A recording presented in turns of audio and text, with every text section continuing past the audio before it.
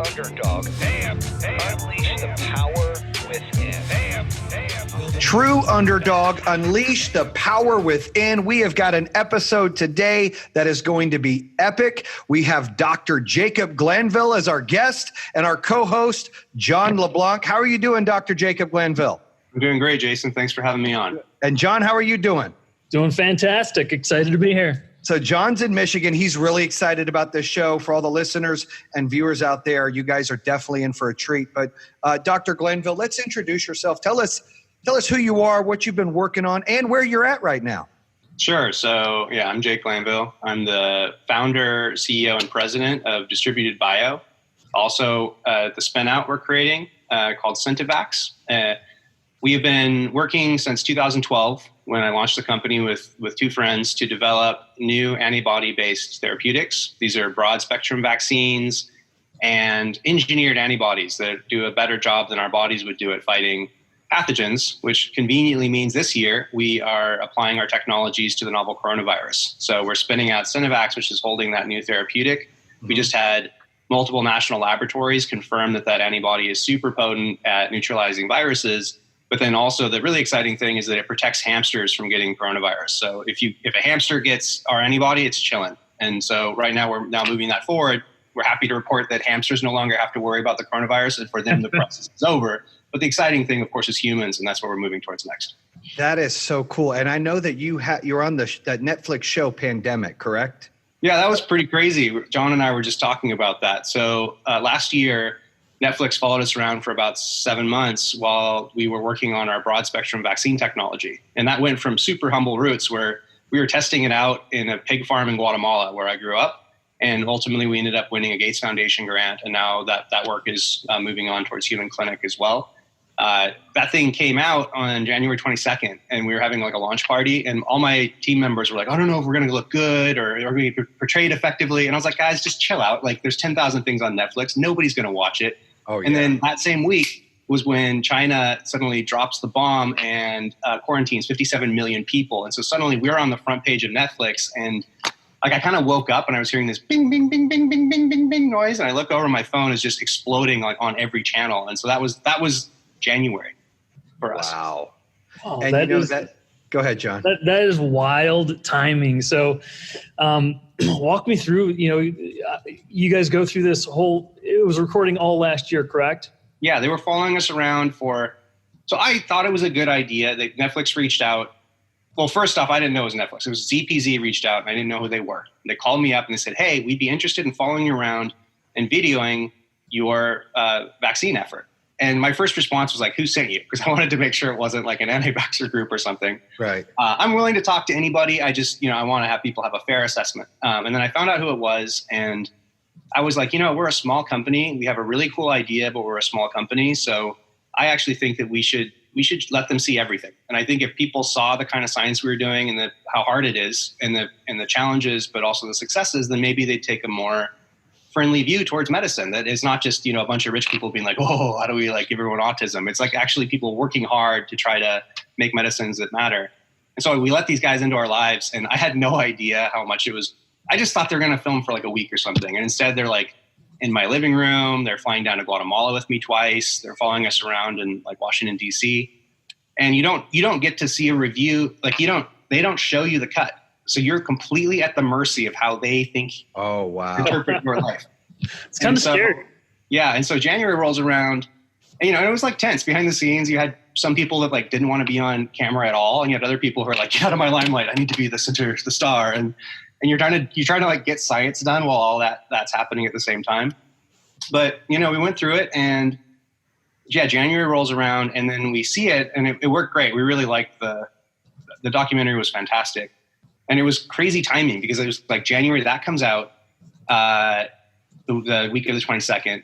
The next week, I fly over to Washington, D.C. to go to this thing called the Biothreats Meeting. And that's where people from around the world who are researching either bioterror or natural outbreaks congregate to have a conference. And they're all freaking out because of the outbreak of the coronavirus in China.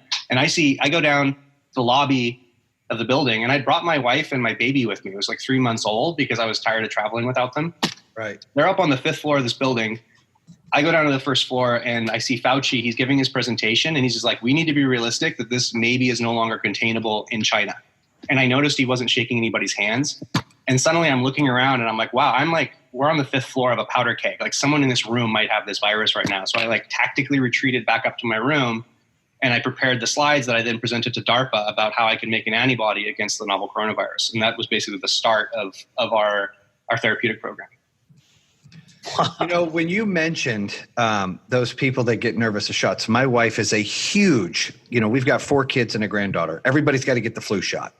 I've always been anti-flu shot, right? Like, I don't know. I'm that guy. Like, I don't know if it works. Hey, he's got to watch Pandemic, right? Well, they don't work that well. I think it's actually reasonable.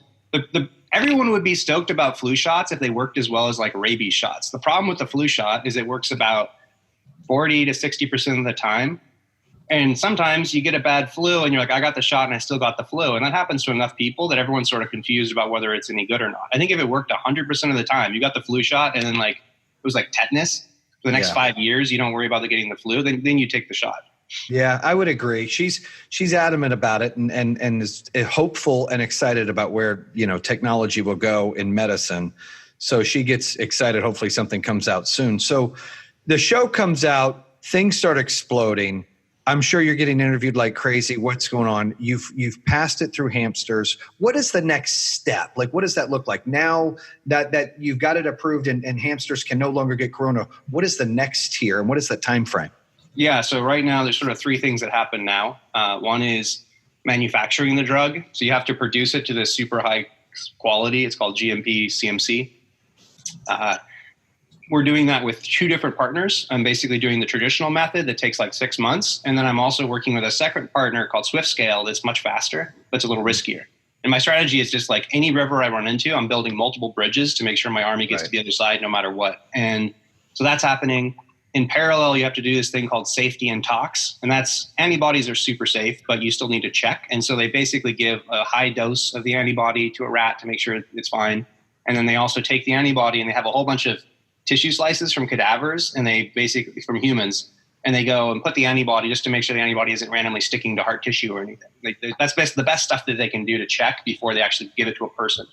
And that's the third big thing that we're preparing for is clinical studies. So that's where we go give it to people in hospitals. And if the antibody does its job, you go in a hospital, you get an IV, and within 20 minutes, the antibody's inside your bloodstream. And what the antibody is doing is pretty simple. If you were like zoomed into the coronavirus, it would have these series of evil spikes surrounding it. Mm-hmm. It uses those spikes to stab into your cells, tear open their membrane, and then inject the malicious genetic payload. That's how it infects you. So the antibodies block those spikes. So it basically blunts the virus so it's no longer infectious. If the antibody does its job, like what it does with the hamsters, then instead of getting more sick and being risk of death, like within 24 hours, the person's improving and they can go home. And that's what antibodies have done for like gnarly other viruses like Ebola, where it went from being super dangerous to 94% chance of being okay if you got the antibody in time. Or rabies, which is a death sentence. Like if you don't get the antibody, everybody dies. If you get the antibody, almost everybody's okay. And as long as we don't need to be 100% effective, as long as we are really shifting that distribution of it being from really scary to a nuisance, then we've done our jobs. Growing up, when you said you grew up in Guatemala, is that correct? Yeah, my parents are Americans, but they're basically hippie expats. So they have this hotel and restaurant called the Posada de Santiago on Lake Atitlan. It's a little Mayan village up in the Mayan Highlands, and I grew up down there. And did you ever envision that this is what you would be doing as a kid? Like, I'm going to get into medicine and try to save the world, or? I knew okay. Let's hear that story. What was the vision? Yeah. So when I grew up, it was the middle of the Civil War. So there was a shooting war. So there were some nights where we had to go like lay on the floor because the bottom of the buildings is like concrete. It's just in case bullets went through. And there weren't that many tourists. So we were a hotel and a restaurant, but you don't have a whole bunch of tourists when you have a travel advisory telling people not to go to the country. So there's a lot of downtime. And I also had really bad childhood asthma, and there's a lot of like very preventable diseases in Santiago, the village, things like worms and giardia and amoebas. So I kind of grew up seeing like, on one hand, like ridiculously preventable diseases everywhere. But on the flip side was like asthma and giardia and amoebas if you have the medicine, you're good immediately. Like it cures you quickly. And so that gives you a certain like Pavlovian faith that if you had the right medicine, if only you had the missing medicine, you would be okay. And maybe it's not in your pocket. Maybe it's not in the clinic or in the village. Maybe it hasn't been invented yet, but that medicine theoretically should be present and it could solve the problem. And so I think I've always been interested. Also, when you're an asthmatic, you can't sleep, and they give you this medicine called Theodore that kind of hypes you up. So you're like a kid, like amped up, feeling horrible, and you spend a lot of time being like, "Why am I like this? How could I fix this?" Right. So I think from an early age, I was always interested in medicine and immunogenetics. But of course, you don't know what the future is going to bring. Although I will say, like in a little village with not a lot of people coming by, and there's rainy seasons, you get bored. I think sometimes like a smaller and boring setting allows you to spend more time thinking about big things. And so I think I always was like not afraid to ask for the really big question of like, what if I'd made it huge? And so I think I've always sort of approached that with like, I think if I'd grown up in a bigger city, I might be more likely to be like, well, millions of other people do normal things, therefore I should do normal things. And I think from being isolated, I don't think that way. Made you a little different. I like that. What about, has this virus scared you and your family? I mean, you being in medicine and knowing that you're working on a vaccine or antibody type treatment and therapy, how have you felt? I mean, honestly, like, are you scared? Do you think there's hope? What would you say to the listeners out there? How do you feel about it? Well, I'll tell you a couple of real personal things, and then I'll tell you the kind of where I think the world's going. I'll tell you that when I was at that hotel, I was scared for my family because I thought it was really possible that we had this conference, bringing a bunch of people in a room, and I could have suddenly threatened my little baby girl and my wife because I wanted to bring them with me, and I felt selfish and terrifying. And because we didn't know where it was yet. That's the terrifying thing about a virus like this is it's a little bit like a zombie movie because you don't know who's got it. More recently, this morning, my wife and I just got our negative results. So last week, my little girl started having a fever, and so did my wife. So I didn't show up to the office. We went in and we both got the brain scratch nose test. And then we had to wait throughout the weekend to get our results. And we both were negative, but we're having to sit there. It was mild. My poor little girl it was her first fever. So it was about 3 days long, and then she got better, which is normally, nobody likes that when you're a parent. But like when you're like, this could be coronavirus, you're more worried about it. And then my aunt had coronavirus. So she's down in LA, and she's a kind of the high risk category. She's getting a little older, has more weight than would be ideal. So she's kind of high risk, but she's getting better. That's good. So yeah, no, this stuff's scary and it strikes home.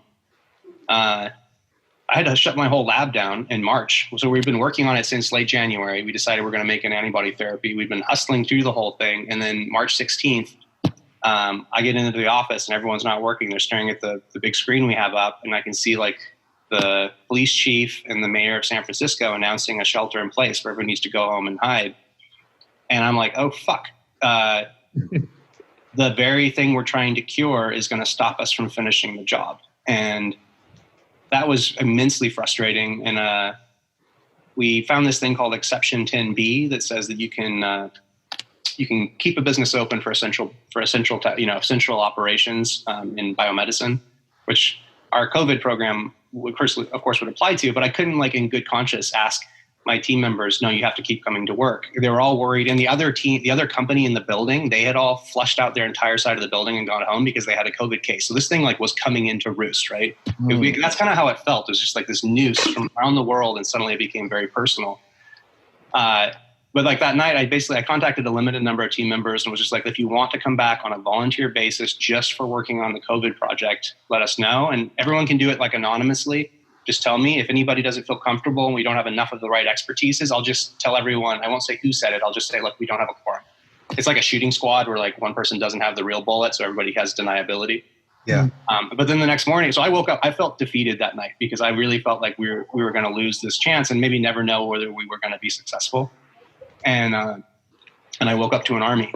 That next morning I had all these texts coming in, and it wasn't just the people I talked to, it was everyone on my team were like, no, fuck this, we're going to go solve this thing. And so it actually sped up our program because our entire company was now focusing on one thing, and they were coming in shifts. Yeah. Work done in morning and night on the weekends. And then there was this like halo of people all on Zoom doing analysis to like support them while they were working. So that was terrifying and exciting and like gratifying. That was probably one of the greatest feelings, right? That your team stepped up in this situation.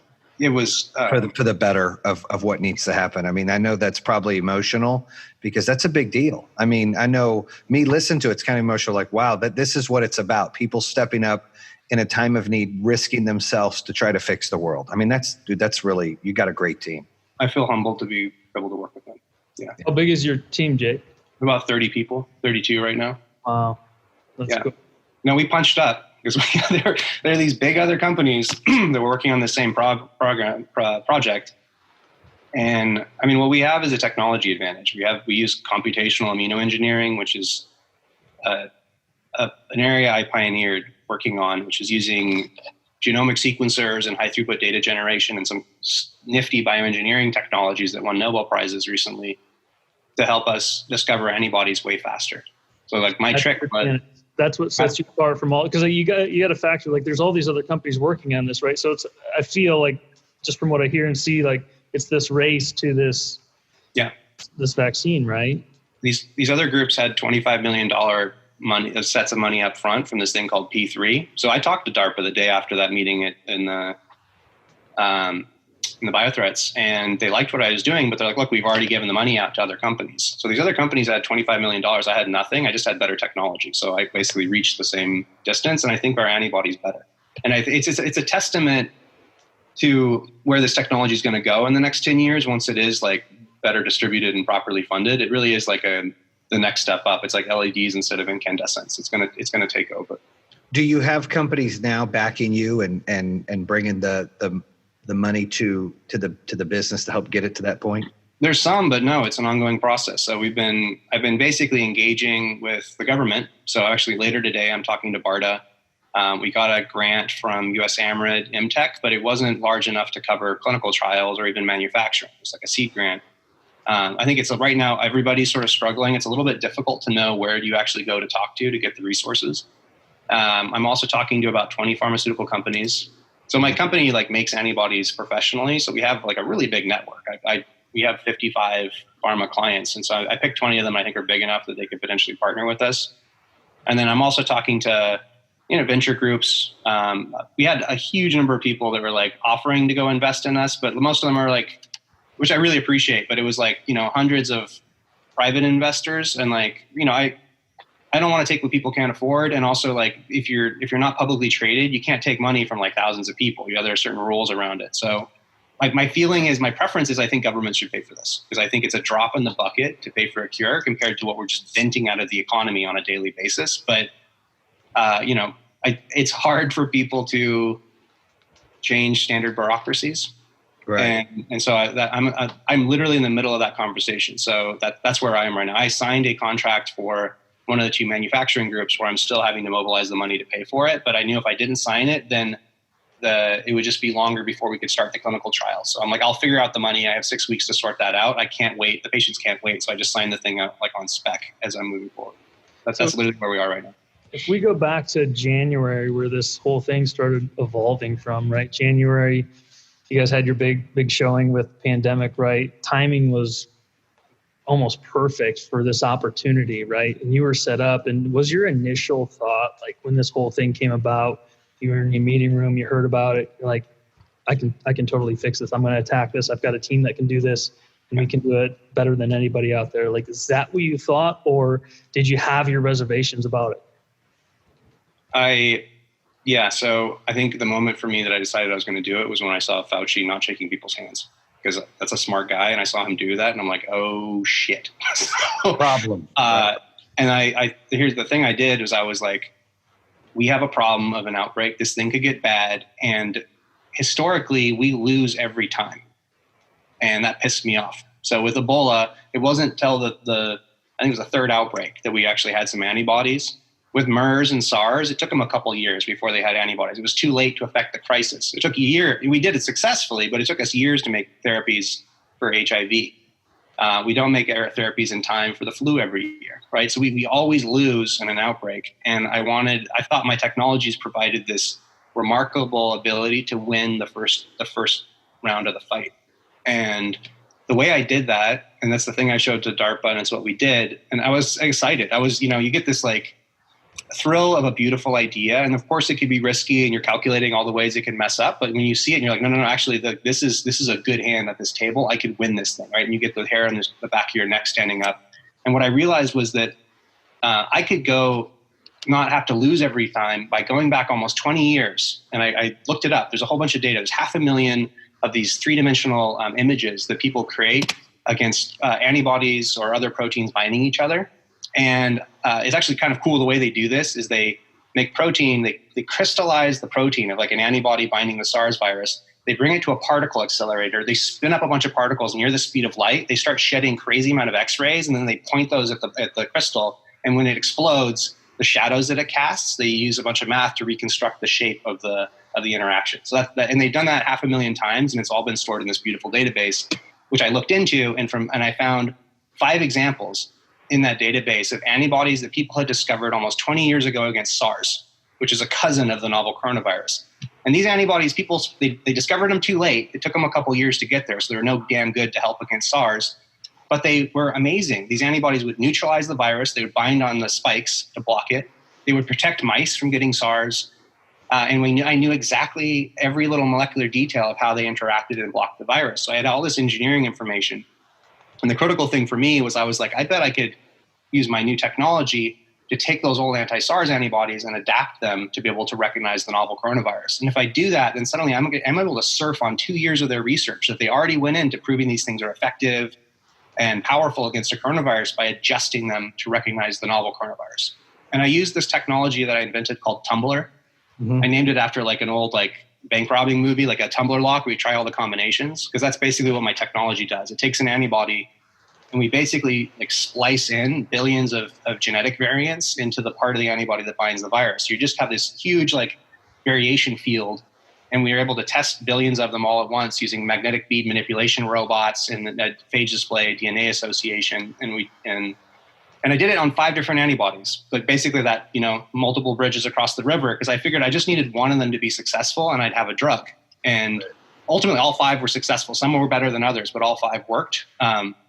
And that became our lead. But to answer your question, I think there was just that moment where I was like, I have the technology for this. We could do this. We could actually win this one. And I contacted Sharad Daryakia and Jack Wang on my team, and I was like, we need to start making this thing happen. And that's sort of where it kicked off. And then did you have a timeline in the back of your head? You hear 2 years, 18 months, 16 months. I mean, it sounds like you guys are pretty damn close. I know there's all these other stuff that you have to go through, regulations and things like that, but it sounds like you guys are moving really fast on this. If we have our shit together, we start the clinical trials in September. There's 2 different tracks of technology. There's the Swift scale technology, and then there's normal IgG. Normal IgG, that study would start in December or January, but the Swift scale technology, we could get there by September. It's a little riskier, so we need to have an approval thing in place. We're talking to the FDA to line that up. But it's not really that innovative. It's innovative, it's great. I love their technology, but it is built upon things that have already been tried and tested. So it's that sweet spot of new enough to be useful, but not so crazy out there it's going to break. Right. And so if that works out, then we could be doing clinical trials in September. So you're talking about towards the end of the year, we'd have a medicine that could be handed out to hundreds of thousands or millions of people. There's a whole bunch of we're basically applying every trick in the book to try to hack this process to make it go faster. Normally you have 3 different phase trials, they're called. They're basically the 3 tests that a drug must pass in order to become a drug. First is phase 1, which is you have to give it to some healthy people and they have to not get sick, because you have a pretty shitty drug if you're getting healthy people sick. Normally you do that, you screw around for a while, do some paperwork, you look afterwards and say, okay, this looks pretty good. Now let's do phase 2. And in phase 2, you have to prove that your drug is effective. So there you're giving it to people who have the disease, and you're monitoring them, and you're picking just enough people to get just enough statistical support to be yeah, I think my drug's working. And then you do some paperwork, and then you launch phase 3, and that's a massive study that's super expensive, where you've got a lot more patients. And that's basically just understanding, are we sure we were right about phase 2? And second, are there any fringe side effects we should be aware of? Normally that process takes years, but we recruited in this wizard who worked at Pfizer and works at the Scripps Institute and Calico, I think it's called. to design this thing called a phase 1/2 adaptive design to phase 3. So it's basically like a blur of all 3 studies that are attached, where first you give it to healthy people. Every 7 days, you give a higher dose to a different group of 8 healthy people. And as soon as you know that first group is safe, that authorizes you, while you're still dosing up in other people, to start giving that dose then to people in clinic. You give about 70 people in the hospital. And so as you're dosing the healthy people, you're now starting to dose people in hospitals. So if it reaches a point where it's not safe, you wouldn't give that dose. Antibodies are super safe, but you just do this as a formality. And then as soon as one of those arms looks good, and it's super fast, by the way, vaccines take forever. Because with a vaccine, you can't give it to someone who's already sick, because a vaccine takes like 4 to 6 weeks for your body to build up antibodies against the vaccine, which means with a vaccine trial, you have to give your vaccine to a whole bunch of healthy people. You have to wait 4 to 6 weeks to see whether they build some antibodies. And then you basically just need a statistician to watch them for a couple months to see, does that big group of people get less infected than another group of people that didn't get the vaccine? So that, you're talking like a 4 or 5 month study right there, and for each round. So you're talking about a 1.5 years of work, even if that thing runs smooth, to be able to get to the clinic, to get to approval. Whereas with an antibody, you can skip the middleman. You can go to a patient and you can give it to them. Within 20 minutes, their body's full of the antibody you just produced. And within 15 days, you know whether it worked. Did they need less other medicine? Did they go home faster and they're less likely to die? So you get a really fast readout in these rounds. And so you can escalate through those studies pretty fast. So that's a long way to say we're trying to get it in September. If things look good there and they run smooth, we could have a medicine out to the world by the end of the year. So when you go back, let's go back to when you were nervous and you came back and you guys decided to work on it. You got your team to step up and work on these antibodies. Where do you think things are going now? You kind of gave a timeline of where you guys think you'll be able to produce something out there as long as everything's aligned right. What are you forecasting? I mean, should people still be scared? Do you think it's all, there's a spike again because there's more testing? What is your view on this, if you don't mind me asking? So here's kind of where my projections, this is like a weather forecast. Right. I think it's a reasonable one. I am expecting on the medicine front, we're going to have my medicine and a number of other groups are going to have antibodies that are in clinic, hitting clinic, and we're going to have results by September, October, November, we're going to know whether the antibodies are working. Mm-hmm. By December, maybe we'll have some antibodies ready to be released. And then by early next year, 2021, we're definitely going to have a whole bunch of antibodies in place. So that's when the medicines arrive. I think some of the groups are going to be faster than they're expected for the vaccines. There's been a bunch of, in the media, you hear lots of different, even among experts, you hear lots of different estimates. And I think that's legacy thinking about how long it takes to make a drug during peacetime. And I think some of the groups get it and some of them don't, that this is not peacetime and you should go faster. So I think we're actually towards the end of this year into early January, we're going to start having a whole vaccines and antibodies starting to hit the deck. In the meantime, I think what we're going to see is it's not going to be the same as the wave. I think over the summer, we're going to get an increase in cases because people are just exhausted at being at home and they're going to overcompensate by like running around at pool parties and stuff. And that there's going to be an increase in cases. I'm worried about Florida. I'm worried about nice places where people are just, they're going nuts stuck at home, right? So this is going to be an issue. I don't think it's going to be like a universal wave like it was initially because the whole world's wearing masks and stuff. I think what you're going to see is punctuated outbreaks where certain areas are going to turn into pretty bad hotspots. Mm-hmm. The modeling I've seen does show like September, October is going to be pretty rough again, and we might have to do some closures and increase stringency. But I think what's going to happen is it's going to be regional. Is what I'd expect. So if I were just to guess, the rest of this year still is going to basically suck. Like I'm not going to get to go to Hawaii this year. But I think the fact that the whole world is wearing the masks and we're kind of hunkered down a little bit is good news. I'm a little worried about the global economy. But I also am very confident that the medicines are going to show up and they're going to work. I think the first generation of antibodies from some other companies, I think may not be successful because their strategy was get whatever it is into the clinic. It doesn't need to be that good as long as we get the press of being early. But good antibodies are going to show up. That's what we saw with Ebola. We had a couple different antibodies go out in Ebola. Excuse me. The first one wasn't the best. Other ones showed up later and were better.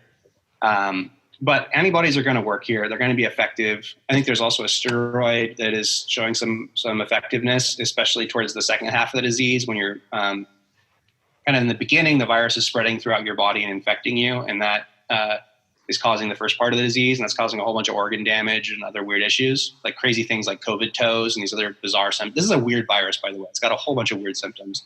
Is it more dangerous than some of the other viruses you mentioned? Because and this is like, I have no education on this at all, but my perception was from the outside looking in, this is really scary because we don't know what it does and we don't know how to stop it. Not that it's worse than a lot of other ones. It could be just a very, very bad flu that has a higher death rate. This was my opinion. But because we can't stop it and it's so contagious is the fear. What do you think about that? Because you mentioned there's so many symptoms, but what are your thoughts on all that? I think you kind of nailed it. So there are other viruses that are more deadly. So Ebola is way more deadly. SARS and MERS were more deadly. But the thing with those is they showed gnarly symptoms really fast, so they were super containable. The problem with this virus is that it is super transmissible, and it can have like half of people don't even know they're sick. So they have people who are asymptomatic, which makes it like so hard to control it. The areas who have had success in controlling it are like New Zealand, and it's because they have a moat, right?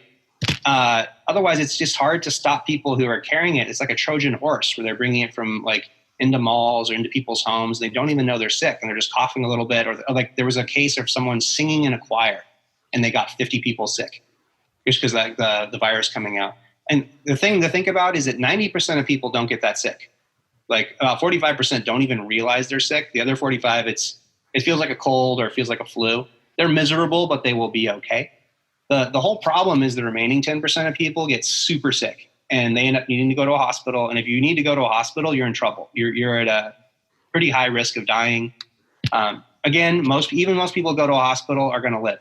But it's super infectious and it's just deadly enough that it causes like a hospital crisis. So that is the war zone of this whole thing, is at hospitals. It's the front line that you have enough people that get sick all at once that they overwhelm the hospital settings. Then you have people dying in the waiting rooms. You have your clinical staff all getting sick, and then you have suddenly less people as doctors there and nurses to protect the people that suddenly you have more people coming in who need attention. And so you have kind of a crisis of a logjam problem. And that's what stopped the whole economy. That's why I didn't work on a vaccine, by the way. That's why I thought an antibody was important, because the whole problem is in the hospitals. As soon as you have a medicine, then people go in and instead of this being really scary, they just get an IV and they go home, or they get monitored for 24 hours. The crisis is over. The whole problem is that a small percentage of people get super sick, but because so many people get sick at once, the whole economy gets frozen down, and we can't hug our grandmothers. So that's where I land on this thing. I think it's this like perfect sweet spot or bitter spot of super transmissible. Most people are mild, which means it can spread easily, but a subset of people get super sick, which means it's a problem. Because if it was mild for everyone, you don't give a damn. If it wasn't that transmissible, it wouldn't have spread all over the world in the first place. But you combine those two things and you have a pandemic. You said COVID toes, right? So I'll mention this. So back in early March, maybe middle of March, before the taste and smell thing came out, right? Yeah. So I've got a family of 7 of us. And my son got really sick. I'm just using this as an example and my stories. My son got really sick where he had diarrhea and throw ups for like 2 or 3 days. And so my wife is always like, if anybody's got any kind of belly problems or butt problems, they're quarantined for 48 hours. They're not allowed to do nothing. She slides the water and food. She's that strict, right? So my poor son, like, you were having to like send him water, mask, here you go. And they're just starting to talk about COVID. And then my 16-year-old who has an autoimmune deficiency, she's all of a sudden like she can't breathe. And so, I call him the witch doctors, Dr. Bernstein in Michigan, and he's great, but he gave her some kind of peroxide and something else to use in her breathing machine that broke it up. It burnt, but all of a sudden after 2 or 3 days, she felt better. And then my wife was complaining about taste and smell, right? And then all of a sudden, like 2 weeks later, they were like, taste and smell thing came out. Then my son got sick again, and then my other daughter got sick. So she drove to get tested, and they did an oxygen thing because Michigan, they were struggling at the time to do testing. And if your oxygen was above 94, they just said, assume you have it and quarantine yourself. If it was less, they would take you in to take a test. I know we've come a long way since that time in late March, early April, but the tests are out there. When you say asymptomatic, someone like me who may have it right now, may have had it, is there any kind of hint or anything? Do you forecast or see where they'll make everyone take a test to find out so this thing eventually slows down? Or what do you see happening with that? Because that's a case of I could have it, I might not have it. Now I see some symptoms in my kids or don't. And I'm just sharing the love on accident, subconsciously. Oh, yeah. So first off, the tests have gotten way better and there's a lot more of them. There's two types of tests. There's one that directly detects the genetic information from the virus. So that's usually that swab on the nose. So that one will only show up if you are currently infected. And the problem with this virus is it's sort of a sneaky devil. So people will sometimes show up as not containing the virus when they actually have it. So it's sort of hidden in their bodies and it kind of pops up and hides. So it's not a guarantee that test will only work during around 40 days from when you have contracted the virus, which by the way is a long time. This virus has a lot of very weird things about it. It lasts in your body much longer than like the flu would. But once let's say if you had it in March, the virus would not be in your body anymore. What you would still have is the immunological echo of the virus. And that is you'd have a bunch of antibody. Most people have antibodies after they have recovered from the virus in their body. And so there are these antibody tests. So for that one, you'd have to take a little blood draw and they would test for the presence of antibodies.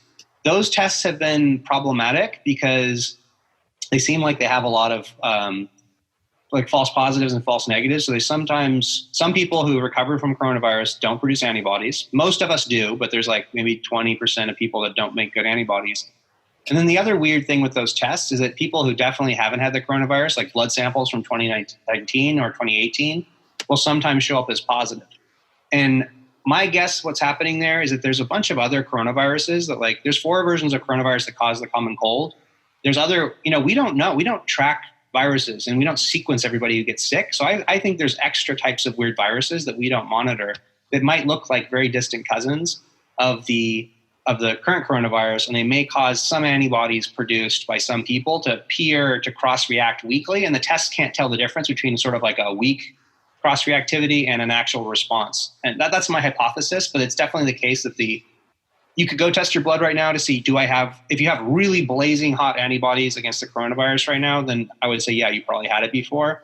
But sometimes if you have a positive in those tests or it can't tell blazing versus weak, then it could be that, you had a cold one time and then those antibodies just happen to basically touch a little bit against the novel virus and the test can't tell the difference. Hmm. So if you've got this distinguishing between like vaccines and antibodies, right? You've got, and help me, and I guess correct me if I'm wrong, right? So a vaccine, you're typically giving somebody a small dosage of the virus and relying on a normal immune response to build some immunity, right? Whereas an antibody, you're just giving them that first and foremost. That's why it's quicker. So why does anybody go the vaccine route? Sure. And not just, if antibody is available, do the antibody route? Yeah. So here's the balance of the two and why we want them both. So I have 2 syringes, just like you said. On this one, it's the vaccine. It's got little pieces of the virus. On this one, it's just got the antibodies. Little pieces of the virus, you can give a really tiny dose because the immune system amplifies the signal. So it's cheaper to make a vaccine. Gotcha. The other advantage of a vaccine, so you have to give it to healthy people. They have to take it. So one of the limitations of vaccines is that there's vaccine skepticism. So we're never going to be able to vaccinate everybody. And then it's going to take 4 to 6 weeks for those antibodies to kick in. We also haven't proven that vaccines are going to work for the novel coronavirus. So it could be that some of the vaccines being tested right now might work great, or they might kind of backfire and cause this thing called antibody-dependent enhancement. But the benefit of a vaccine is it's cheap to make. And then once you develop immunity, if the vaccine works, then that person should be protected for a couple of years. They might need a booster shot after like a year or 2 or 3 or 5 years, right? Like tetanus. With an antibody therapy, it works right away. We also can get the same kind of response in everybody. So if you give a vaccine to a bunch of healthy people, let alone the elderly or immunocompromised that don't produce as good of an immune response, even in healthy people, you get a weird range. It's like you roll the dice a little bit every time you receive a vaccine. And so with an antibody, everybody gets the exact same immune response because it's literally antibody in that syringe. That's usually it's an IV bag, but you fill up their body and they get the same response. You can make it super potent. That's the other advantage. So I can pick one antibody that's really good, and then I can also increase its safety profile. So we've done a little bit of engineering on our antibody to make it give a better half-life in the body so it lasts longer. And we've also made a little mutation that it makes it safer. It reduces the chance that the virus could sort of co-opt the antibodies to help them infect macrophages or other immune cells, which is something that happens sometimes. So the disadvantage of an antibody therapy is it's more expensive to produce. So you have to give a bigger dose, like a gram of protein. And that could be, literally the cost of goods is like $100. So it's not that bad. The cost of goods for a vaccine is like 15 cents. So there's but that is a big difference, though. Oh yeah, no, it's a big when you're selling stuff like that, or they're having to mass produce that through pharmaceuticals, that's a huge difference. Go ahead. Yeah, no, that's a big difference. That's why people like vaccines. That's why also, vaccines can eradicate because you can give a couple years of protection, where an antibody, even with the half-life extension, I inject that into a person, and it'll protect them for maybe 8 to 10 weeks. And after that, they'd have to go get another dose. So my feeling is the balance of the two is that you want to vaccinate healthy people. If you're sick, you want to get the antibody. The other people who might want the antibody are the elderly, the immunocompromised, and then front care, like healthcare workers. The other group of people who's been talking to us is the Navy, because the Navy is basically like a flotilla of cruise ships, right? So they definitely want something where if there's an outbreak, they just want a deck of syringes they can go jab into every soldier, or every sailor, so that they're immediately protected. The whole boat is basically instantly immunized, and that's the power of antibodies. So that's sort of the balance of the two technologies. But you're absolutely right. The cost is really different, and $100 a dose is the cost of goods, but people historically have liked to sell antibody therapies for like $8,000 a dose, which is just ridiculous. You can't treat the world like that. Like people in the village I grew up in, it's not like they can't pay for medicine, but they can't pay $8,000 for medicine. So that needs to be solved. That's why we're aiming to try to do like the Ford model and produce very large numbers of doses and sell them at a small percentage over cost of goods, rather than trying to charge a ridiculous amount to accomplish that. The right thing to do. Right. It's a good business model. It's kind of like what we do in solar, right? We don't need to make this much per customer, make this much and sell them all is the plan, right? That's So I agree. And I've learned a lot because I didn't know the difference. So, John, I'm glad you asked, because I was also like, so I assumed that, but that's good to know. So the next steps, you're waiting until September or possibly December on the 2 routes that you're going. Yep. The Netflix show has been booming. Right? What other cool podcasts or things have you done besides ours? I mean, I know ours is the best one out there, but besides ours, right? What else you got going on?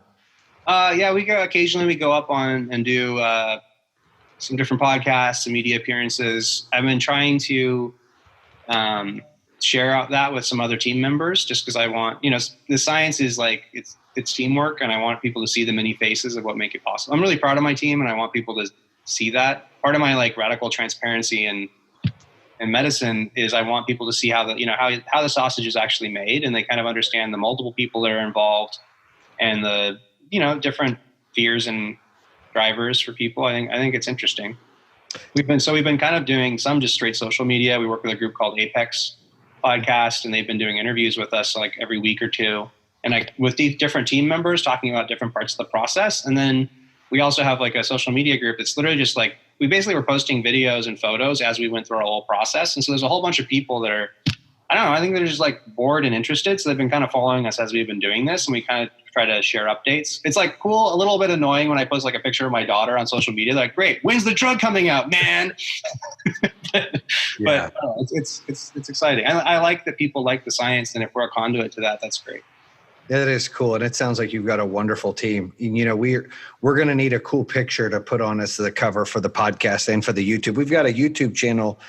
It's got about 6 million views as the date. It's a newer YouTube channel, but we'll be sharing this on YouTube and all of our platforms. So if you've got some pictures of some team members too on there, we'll throw that in there. We'll have our directors put all that in there and definitely show them some love. I have not seen the show Pandemic. I'm absolutely going to watch it now. I know my wife has been fiending to watch it, but I said, well, hold on. I want to interview and talk to this guy before we watch it, so I know what I'm getting into, and that's going to be exciting. But I think that sometimes, like you said, your team and being in science, it's a thankless job.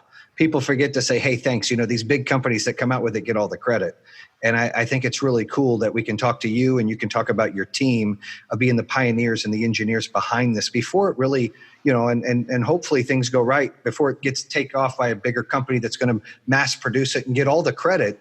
It's really good that you're out there talking about what's going on. The show came out and you've got your team members are going to get some TLC for this too. So I think that's really awesome. I mean, a lot of that goes unnoticed, I think, too many times. At least for me, we would have just said, oh, this company came out with that, but they didn't know it was, Dr. Glanville and his team are doing this and this technology and putting the work in and, basically volunteering their time and their bodies during this pandemic and just for the better of good. People overlook that. I think that's cool. We can share that. Well, I appreciate it. And I also just want to say from one entrepreneur to another, I have a huge amount of respect for what you accomplished on building up your empire. And I think Guatemala sort of taught me when you have like a little bit of a broken state, everyone becomes a little bit of an entrepreneur. So people like turn their front room in their house, they open up the window and they start like basically making like a little one stall market where people can sell things through the window, or like a little kid will start forming clay whistles. And like, you just watch, I kind of grew up watching that. I also watched my father as an entrepreneur, like running a restaurant and a hotel and in a civil war. And then peacetime, the peace accords were signed in 1996. I feel like I learned a lot from watching people do that. And it seems funny to say, but really running a biotechnology company and a startup is not that different from running a restaurant. You have like inventory, you've got clients, you've got staffing issues, like figure out a place what they're the best at. And you need to like focus, but I think focus doesn't mean what people think it means. I think they're taught in business school that focus means focus on one thing. And I'm like, no, bullshit. Focus means understanding the ranking of what the most important things are. What is the thing that the three things that need to be paid attention to, what can be tossed, and being able to tell the difference and ringmaster that thing towards success. And I learned that from my father, and I can tell you've accomplished the same thing. And so thank you for that. Hey, I appreciate the kind words, Doctor. And I think also, from one entrepreneur to another, one thing I notice is you're a true leader. You were thanking your team, which I think is, really cool. I think people forget to do that. And you're also mentioning you learned a lot from your dad and seeing him do that. That to me shows the difference between people that go out there and try to do things and fail, and people that go out there and are passionate about what they do and give those accolades to the people. You're only as good as your team, right? You can't do everything. This is a superheroes world, not a Avengers world, not a superheroes world, right? The bigger and the better your team is, the more powerful you are and the better you can do things. And if you're passionate about it and you believe and you row the same way, then you can continue to do greatness and do great things together. But when people get separated and it's all about themselves and then it becomes a superhero world, that never works. And so I see that when you're talking about your team, and you got emotional, and I did too. I was like, man, that's really great. I know John was feeling it too. Like, how often can people, that's what's great about this country, and all people in the world are doing this. They're stepping up and they're saying, hey, look, what can we do to make things better? And with everything going out in the world right now, on top of this pandemic and COVID-19, it's good to see that we all can still have each other's backs and try to do great things. I think that is one of the most important things to talk about. That's how powerful this is and how powerful, us as human beings are, I think if this falls a couple positive things that can come out of this. One is definitely the realization that the world is so interconnected now that there is no such thing really as a problem somewhere else. That like it reverberates everywhere. But the positive thing is that people have been standing up everywhere to try to work together to solve this. And it's from like people making homemade masks that they're sharing with doctors in their community, or people sharing data. Like, I've never seen this level of international scientific collaboration. And like, it was just good timing that like, these viruses have been harassing us since the dawn of time. These are our ancient enemies, but like this time we have the internet, we have all these amazing technologies. Like, we're basically well positioned to fight back, and people are trying to do it at every angle. And it does feel like kind of collective human teamwork towards a common problem, and that is inspiring. And I hope we kind of benefit from that once we defeat the virus forever, and we have a better world afterwards. I agree with you. And it's very inspiring to know that soon, antibodies and vaccines are going to come out. And, I know it's like, given a weather forecast, which we can't hold concrete to it. Everybody's kind of throwing darts. Here's what's going to happen.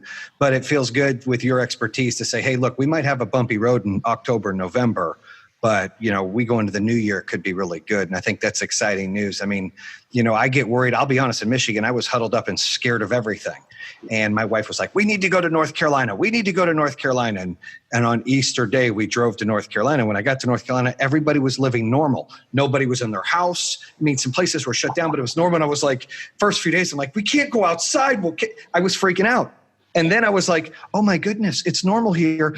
Why didn't we come earlier? And then now North Carolina's like this and Michigan's like that. And we happen to be going back up. And I'm like, oh, we got to go. I gotta get back to Michigan. It's safe. So, and I'm one that's never cared. And my wife has lived with anxiety and fear and OCD. And she's, she a germaphobe, and anybody sick. I mean, she is worried all the time, where this didn't scare her. And for me, that's like, it's like 1%. I'm that person. It scared me like I've never been scared before. Yeah. I was worried about food for a while because I wasn't sure what the transmission was like. So, my life is crazy. I would use Ubers all the time. I would order like more than half of my meals through like Uber Eats or these other food delivery services. Because I was just like, how can, I'm trying to spin up one and then creating a separate company. I'm like busy all the time. So anything I can hand off to somebody else to take care of, I would. And then suddenly this thing hits and I'm like, oh, I shouldn't be in Ubers anymore. Oh, I shouldn't order food anymore. And then as we learned more, I kind of relaxed about that, where I was like, well, everybody is prepping the food, is wearing masks. It's really mostly through coughing that you're spreading this thing out. Actually, I ride in Ubers again with a mask on, and I just have the window cracked. And the other one is I go outside. I think it's fine to go to parks and stuff, as long as you have like some open air. Actually, natural surfaces like grass and dirt is full of a whole bunch of bacteria and other critters that'll break down viruses. So it's really like smooth steel and plastic surfaces and indoors you have to worry about. So I go outdoors a lot with my daughter and just try to have like a sense of normalcy about this, and just be like, well, maybe if I had some downtime or somebody did, I'd recommend they like work on their book or just, go hiking, do stuff, like try to make the best of it. We're going to get through this. Like by January, a whole bunch of medicines are going to hit by the end of the year, early next year. And I really, of course, we want to solve the current coronavirus crisis, but actually my sights are higher than that. I think we have this golden age in biotechnology and it's being invigorated right now because of the crisis.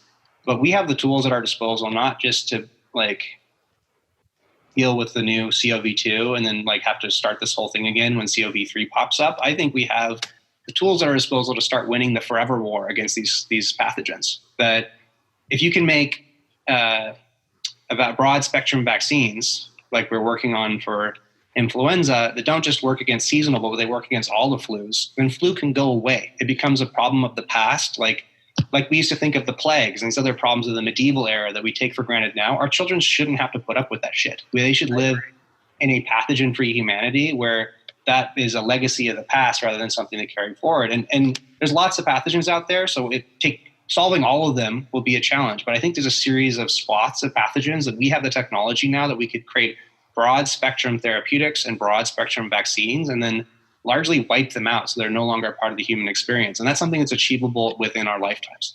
So that's what I want to see happen. I don't just want to win this. I want to win the forever war against these pathogens.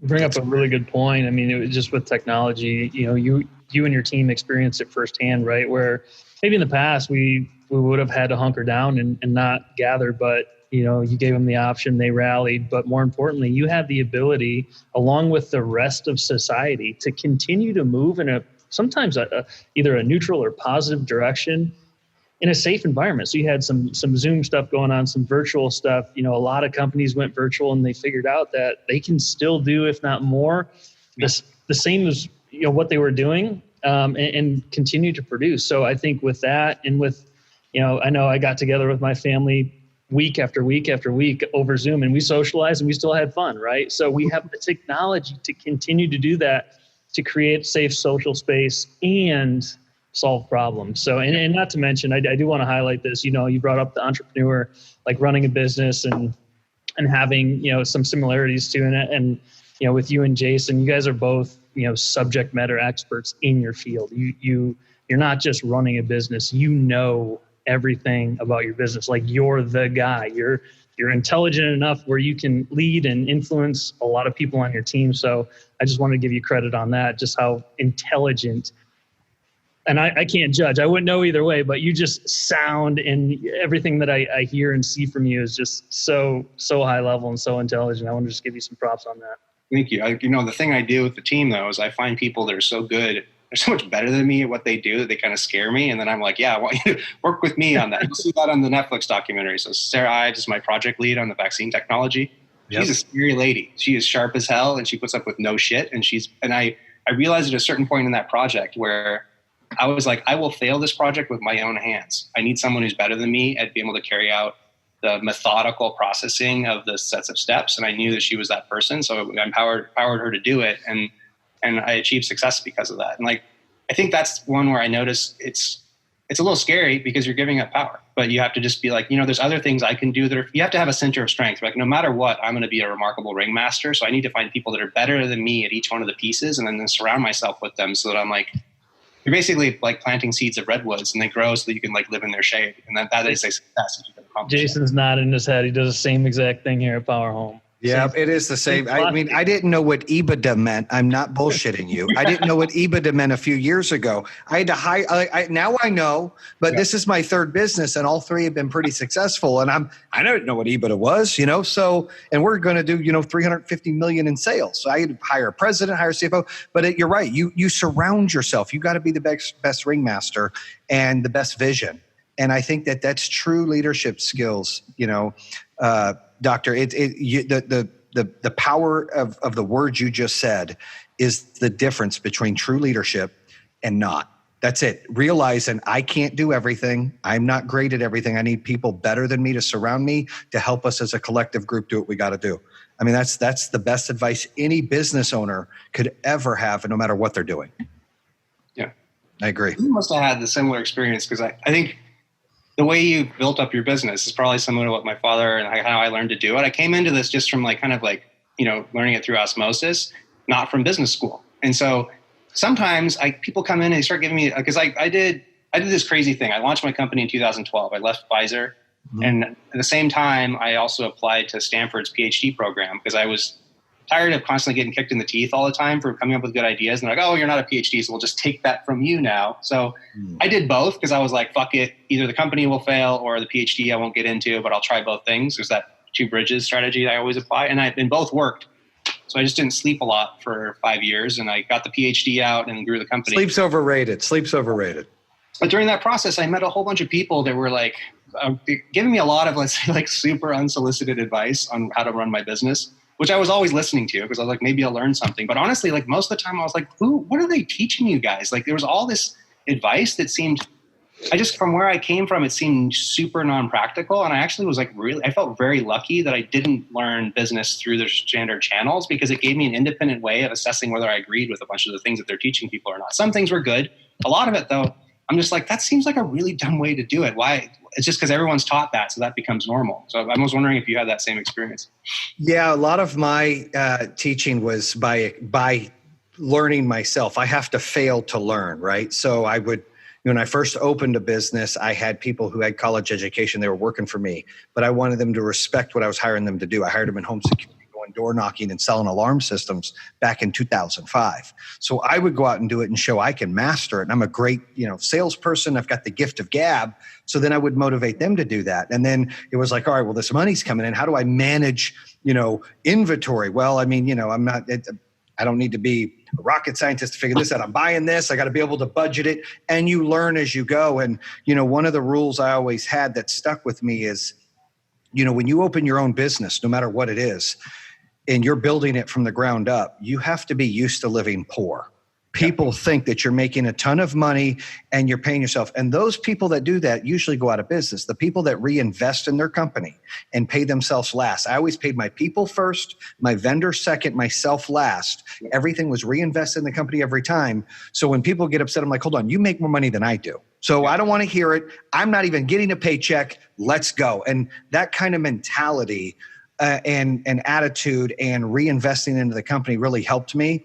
But there was many times I fell down and I had to learn it myself, or I was a sponge. I would be around other entrepreneurs. And you're right, the things they teach in business school is not the same as running your own company, because you got to learn how to deal with personalities. You got to learn what motivates people. You've got to learn, what works in your aspect of business and how to be scalable. You can't just invest and spend everything. And I did it once. You got to be able to, how can I get this down and scale it? And I wish they taught or would teach some of those things in school more than some of the other things they teach. Yeah. Like my daughter, she's 21. I've been working with her, try to budget, money and a check register and things like this. And she looks at me, she's spoiled. I've done pretty well. I don't want to do that. But I wish that they would teach that in school, because then people would be more prepared, less than some of the other things that they waste their time teaching. And I think that the best advice to an entrepreneur, the best way to learn, I think you saw your dad doing it and you opening your business and taking 2 bridges. That's genius. I totally get it. I didn't open a company with nothing. I mean, I started with nothing. I worked a good job, and then I opened a business while I was still working this job, and then I wasn't paying myself. I had those 2 bridges. One didn't work. You always got to have a plan B. You can't be left, what I say, assed out. You got to make sure things are working. Then it was time to leave. I left here, but I wasn't getting paid much, and you just keep growing. And as long as you have that mindset, you know that you got to take care of your people first, your vendors, and you got to have a plan to make sure things are moving. I think that's what people need to learn. Right on. And you're doing that well. I mean, listening to you, what you've got going on, and sticking enough fishing poles out there with different folks. If someone's going to bite, we're going to get partnered up with somebody. This is what we're going to do. I think that's ingenious, and I'm hoping that you guys take it to the next level, and you and your team are a part of greatness in this world. So I'm super excited to see what the future holds. Well, thank you very much. Yeah, we're going to get there. We have the hardest part in medicine. There's people do a lot of hype to get around weak medicines. We have a good medicine, so there's a lot of stuff ahead of us. But in some respects, it's like we're at least standing on a rock right now. So the other parts are going to be easier going forward. Well, thank you, Doctor, and thank you for joining us. Stay safe in San Francisco. Don't be a stranger. I mean, hopefully we can schedule something in like 90 days to see where we're at. I think we should do a second version of this. But any final words, John, before we...